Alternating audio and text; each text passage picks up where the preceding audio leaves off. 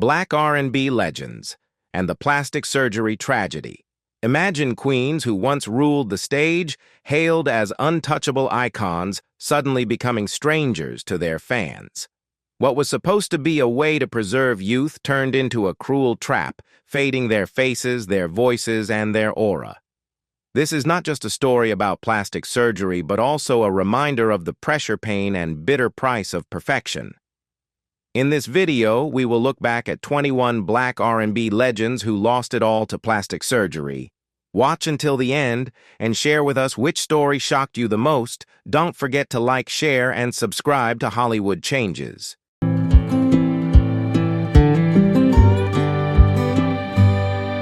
Tina Turner exploded onto the stage with flamboyant hair, intense energy, and timeless hits like the 1971 anthem Proud Mary or the 1984 classic What's Love Got to Do With It, making her one of the most iconic performers of all time. Her voice, both husky and clear, carried the strength and pain of a scarred life. In 1976, she escaped an abusive marriage with Ike Turner with only 36 cents and a gas card, but the damage was immense. Years of abuse left Tina with a broken nose, chronic pain, and sinus problems that made it difficult to sing.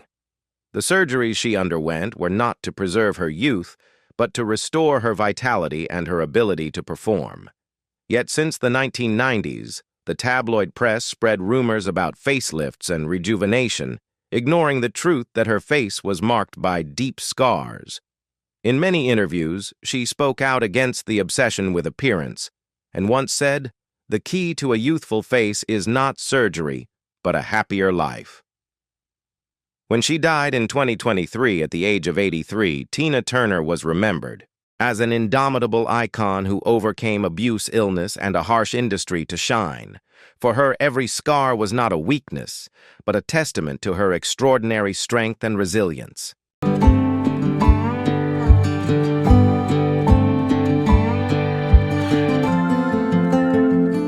Phyllis Hyman was one of the most captivating R&B artists to ever grace the stage.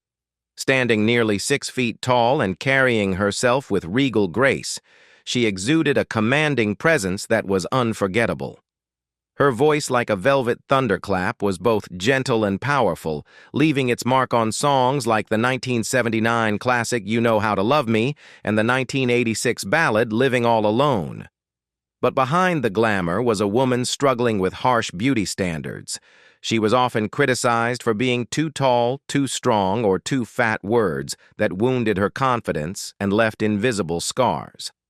In the 1980s, pressured by music executives, Phyllis began altering her appearance with rumors of a nose job, lip augmentation, or eyebrow lift. Yet instead of bringing her allure, the procedures only deepened her insecurity. Friends recalled that with each surgery, she felt like she was losing a part of herself. Her efforts to fit in only left her more isolated, though her music touched the hearts of listeners, her personal. Life was consumed by loneliness, depression, alcohol, and drugs. By the early 1990s, she was still adored by the jazz and soul worlds, but largely shunned by mainstream music.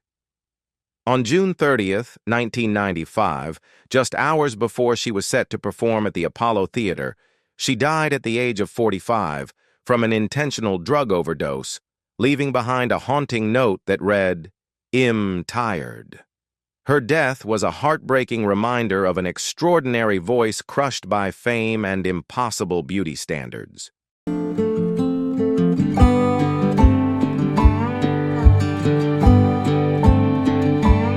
Yvonne Farr was a force to be reckoned with on the Motown stage, remembered for her explosive performance and electrifying energy on her 1975 hit It Should Have Been Me.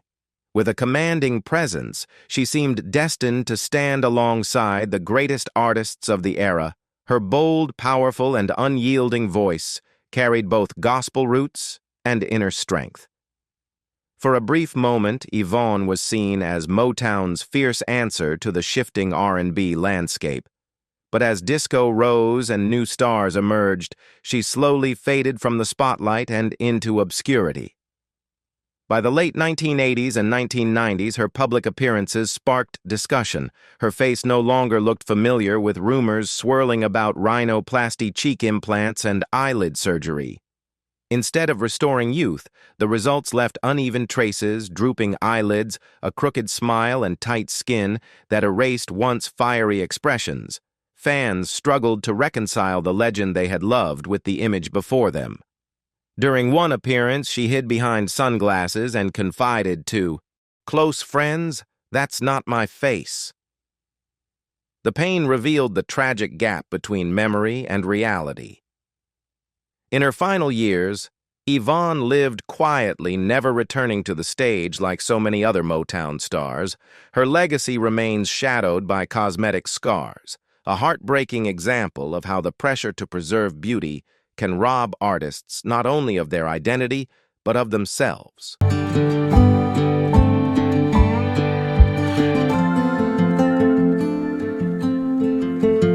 Natalie Cole was born into music royalty as the daughter of Nat King Cole, but she built her own legacy with timeless hits like the 1975 classics This Will Be and Inseparable, and the 1991 smash Unforgettable with Love, which earned her a Grammy and millions of devoted fans. Yet behind the spotlight was a woman who wrestled with addiction and the crushing weight of expectation. In the early 1980s, Natalie publicly overcame heroin addiction and won back the love of her audience, but as her life found stability, new pressures emerged. Constantly compared to impossible standards of beauty, she became the subject of rumors about nose jobs, eyelid lifts, and facelifts. Her face appeared slimmer, sharper, but less expressive, to the point where audiences whispered, "Is that really Natalie?" Those closest to her believed she turned to surgery not out of vanity, but to erase the scars of her drug-addicted past.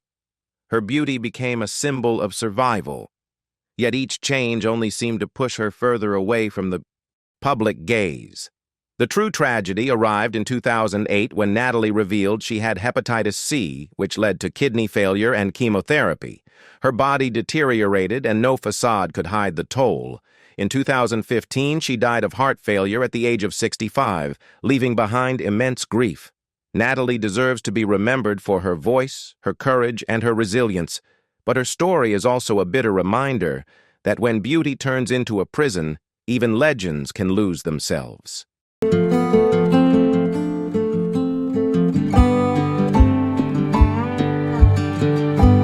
Gladys Knight was born with a voice as sweet as a miracle and rose to become an icon celebrated worldwide as the Queen of Soul.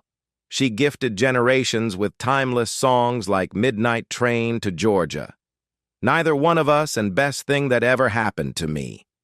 Her voice was not only powerful but filled with humanity, carrying pain, faith, and triumph, giving listeners both comfort and strength. For decades, she embodied authenticity and natural beauty, able to captivate audiences with just a half-closed eye and the trembling reverberation in every note. Yet as age crept in, and the industry's obsession with youth intensified, Gladys began facing rumors of plastic surgery. At first, the changes were subtle, but by the mid-2000s, her face looked strangely altered, with plump skin, rounded cheeks, and wide but distant eyes. The most heartbreaking moment came in 2007 during a charity concert, when Gladys tried to close her eyes and let her soul follow the melody as she always had. But she could not, invisible. Stitches from surgery held her eyelids. Since then, people remembered a voice still full of power, but mourned the loss of the intimate flame that once lit her gaze, though she continued with tours. Gospel albums and even won a Grammy. Gladys became a painful example that even legends cannot escape the weight of preserving youth. Her legacy should have been immortalized only in music, but the changes in her face stand as a haunting reminder of the cruel demands of the stage lights.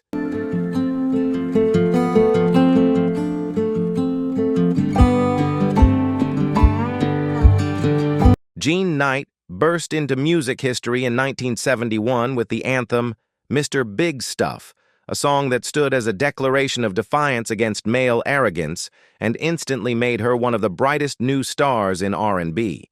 The track went platinum, earned a Grammy nomination, and became one of the defining hits of the decade. With her confident and vibrant stage presence, Jean was not just a singer, but a cultural statement. Yet the halo quickly dimmed. The absence of follow-up hits and the collapse of Stax Records pushed her career into obscurity. When she reappeared at a Mississippi music fair in 2007, fans were stunned. Her face had changed too much, plump cheeks, swollen lips, and a smile that looked frozen by repeated surgeries and cosmetic procedures. The fearless woman who once lit up the stage seemed lost behind an artificial mask. Adding to the tragedy, Jean never truly profited from the massive success of Mr. Big Stuff. Though the song lived on in films, commercials, and countless hip-hop samples she received. Little financial reward, and even lost a lawsuit against her record label. In later years, she battled financial struggles and the weight of an image that no longer reflected her former glory. Jean Knight's voice continues to echo through generations, but her disfigurement stands as a cruel reminder that fame can give everything only to take it away just as quickly.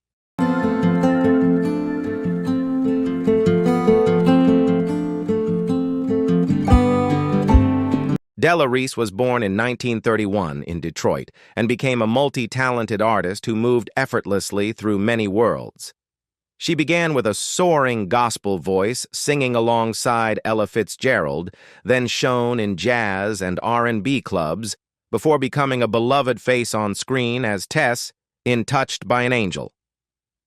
Her career spanned more than 6 decades, filling audiences with timeless ballads and spiritual inspiration. Her radiant smile and bright eyes once gave her the aura of a true angel on stage. But as she entered her 70s, her appearance began to change in ways that worried many admirers. After 2005, whenever she appeared, her face looked plump, her cheeks full, her eyes distant, sparking rumors of facelifts and cosmetic injections. Though she never confirmed the speculation, the difference was undeniable. The warmth that once poured from her gaze and smile slowly faded, replaced by a cold stillness. The tragedy was that Della never needed surgery to protect a legacy already secured by her unmatched talent and grace. Yet Hollywood has always imposed a cruel demand on women, especially black women, to stay forever young. When she passed away in 2017 at the age of 86, the world mourned not only her angelic voice, but also the painful truth hidden in her final years.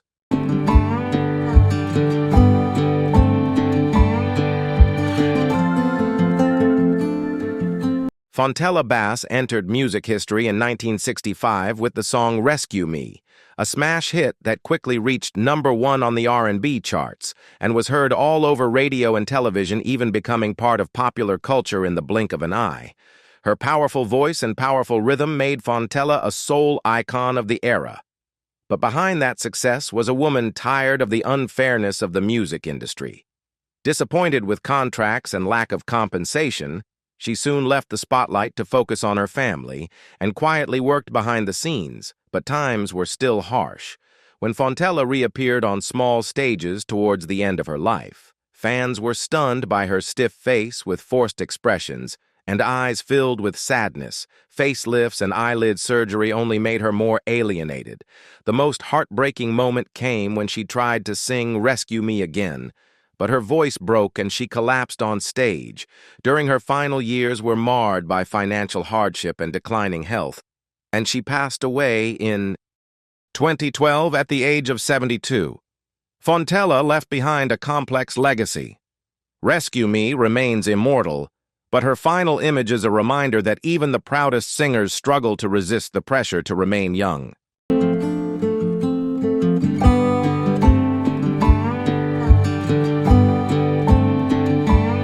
LaToya Jackson never wanted to live in the shadows. In the 1980s, she stepped out from the vast shadow of the Jackson family with fragile beauty, graceful white dresses, and a soft, mysterious voice. Although she never reached the superstar level of Michael or Janet, LaToya still carried her own allure, embodying the rare sophistication of the dynasty.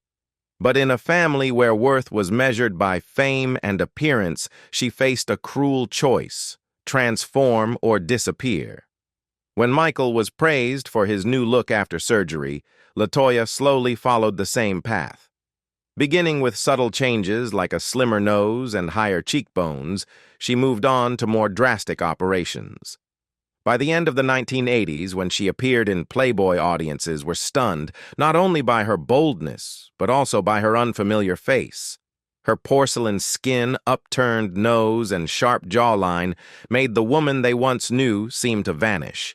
In the years that followed, the surgeries continued: eyelid lifts, chin augmentations, even shifts to her hairline. Each procedure carried her further from natural beauty and closer to a mask. Behind those choices was a desperate will to survive in a family too large for individuality. LaToya's tragedy was not just her altered appearance, but the slow erasure of her identity.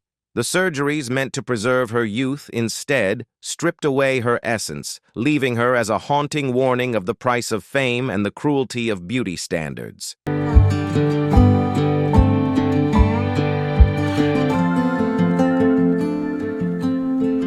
Anita Ward took the world by storm in 1979, with Ring My Bell, a joyful disco anthem that soared to #1 on the Billboard Hot 100, sold over 1 million copies, and etched her name into pop history. For a brief shining moment, Anita was everywhere on television, on the radio, and in the hearts of audiences, yet the shadow of being a one-hit wonder quickly became a burden. When her later releases failed to recreate the magic, the spotlight faded, and Anita quietly returned to teaching and small stages. Decades later, when she reappeared at Nostalgia, festivals fans expected the same warmth but were instead shocked. Her face looked stiff, her cheeks swollen, her smile waxy, marked by the traces of failed facelifts. The woman who once lit up the disco floor now seemed afraid that even the smallest movement would crack her artificial features. Behind the stage, the pain was even clearer, with reports that Anita cried after performances, fearing that she was no longer herself, the song that had once lifted her. To stardom had become a cage trapping her in the image of 1979. That time refused to preserve Anita Ward's story, stands as a bitter reminder of the dark side of fame, where fleeting success and relentless pressure to remain youthful can blur identity and leave only a legacy of sorrow and regret.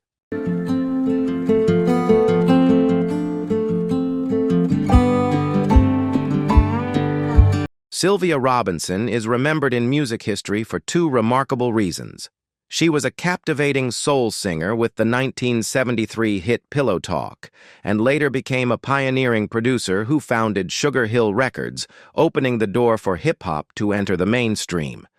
To many, Sylvia is the mother of hip-hop, a rare and powerful icon in a male-dominated industry.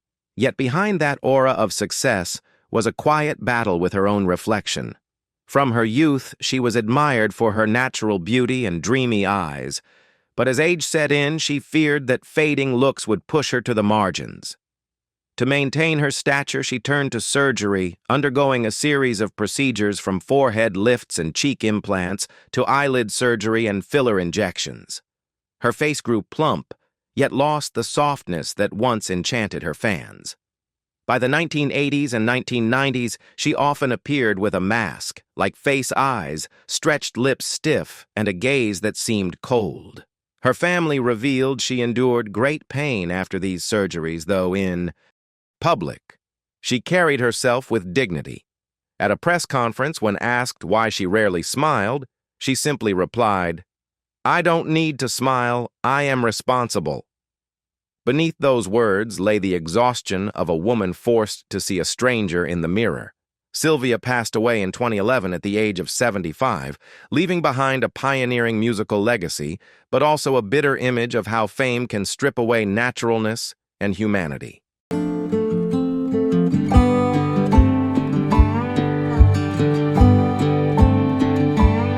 Stephanie Mills entered the path of legend at an early age when she stepped into the role of Dorothy in the 1975 Broadway musical The Wiz, Still a Teenager. She captivated audiences with her powerful emotional voice and quickly became a rising star of R&B. Through the late 1970s and 1980s, she secured her place with hits like Never Knew Love, Like This Before, which earned her a Grammy, and I Feel Good, which reinforced her dominance on stage. Yet behind the spotlight, Stephanie endured harsh comparisons to Diana Ross. Often labeled as Diana's replacement in The Wiz, she was denied recognition for her own talent and instead trapped in a shallow beauty contest. While Diana was praised for grace and elegance, Stephanie was unfairly criticized for lacking refinement. By the 1990s, rumors swirled of plastic surgeries, nose reduction, cheek implants, forehead smoothing. Slowly, her face seemed to shift away from its natural beauty in order to meet impossible industry standards. In 2015, Stephanie herself admitted, "I was at my most beautiful in 1981, a painful confession that revealed decades of struggle within." Though her voice remains as commanding as ever, her later appearances too often sparked more conversations about her looks than her artistry. Tragically, Stephanie Mills' legacy should have been remembered first for her Grammy-winning voice and the joy she brought to audiences, not as an artist haunted by cruel comparisons and the unforgiving judgments of the entertainment world.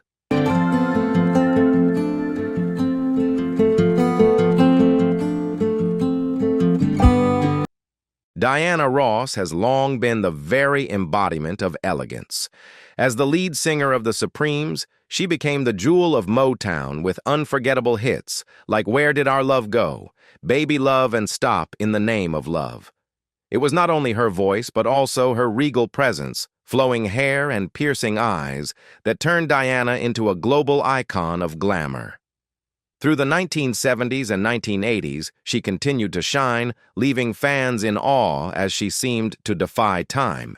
Yet in the entertainment world, beauty is a fragile crown.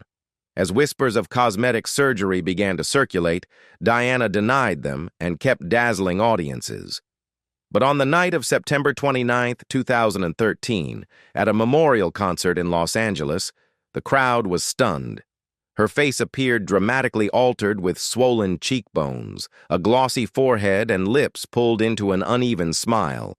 In an instant, admiration gave way to judgment.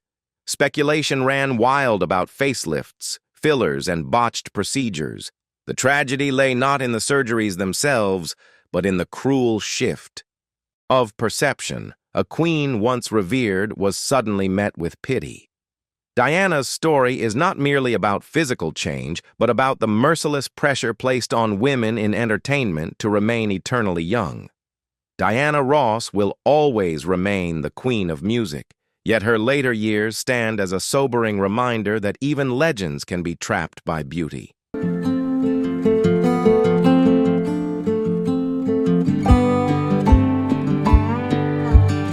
Mary Wilson was the epitome of triumph. As a founding member of the Supremes, she, along with Diana Ross and Florence Ballard, created the soundtrack of the 1960s with songs like Baby Love and Stop in the Name of Love. With her radiant smile and charming demeanor, Mary became an indispensable part of the Motown dynasty. But when Diana went solo and Florence faded into obscurity, Mary shouldered the group's legacy alone, determined that the Supremes would never be forgotten. The price of that preservation was harsh. By the time she turned 70, her face was almost unchanged, with a glossy complexion, a forehead that glistened in the light, and a forced look in her eyes. Rumors of plastic surgery were widespread, from facelifts to fillers. In early February 2021, just days before her death, Mary appeared in a YouTube video, shocking people with her unnaturally smooth appearance. Some praised her youthfulness, others regretted that she had gone too far. But the truth may be more cruel, that Mary felt she had no choice but to cling to her image. Her sudden death at the age of 76 left fans in grief, mourning not only her voice but also the tragedy of a woman who had traded the freedom of old age for an immortal monument to a glorious past.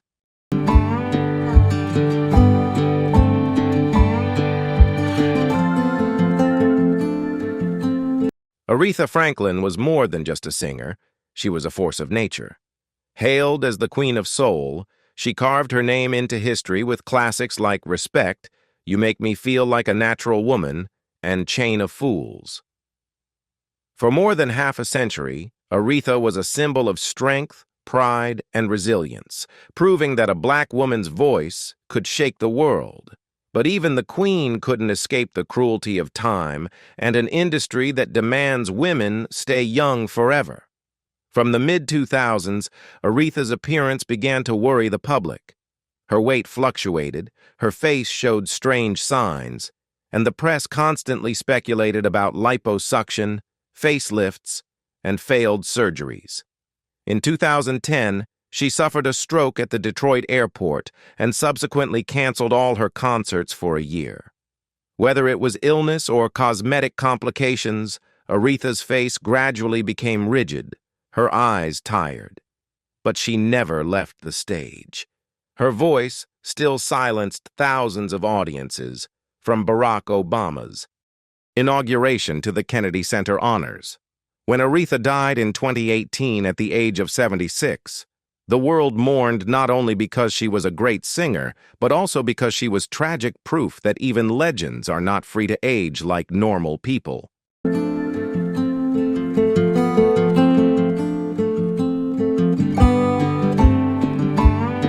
Marlena Shaw has never been an artist to be overlooked. Born in New York in 1942, she has a pulse of jazz, soul, and R&B. With 1969's California Soul, Marlena established herself as a powerhouse vocalist, and with 1973's Woman of the Ghetto, she demonstrated her ability to channel rage and raw emotion into every note. On stage, Marlena was a storm, capable of roaring like thunder and then suddenly fading to a heart-wrenching whisper.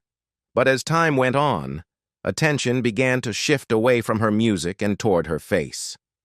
By the late 2000s, audiences noticed strange changes.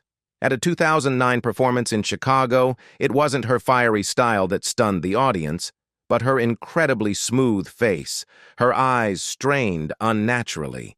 Rumors of Botox and facelifts spread, though Marlena never admitted it. The expression that had been her artistic soul became a motionless mask. In the years that followed, her appearances gradually dwindled, her once rocking voice now resonating only in a few recordings. When Marlena Shaw passed away in January 2024 at the age of 81, the world mourned a legend who had once lit up with artistic fire but had fallen silent under the harsh pressure of age and judgment. That voice will live on, reminding us that even legends are only human.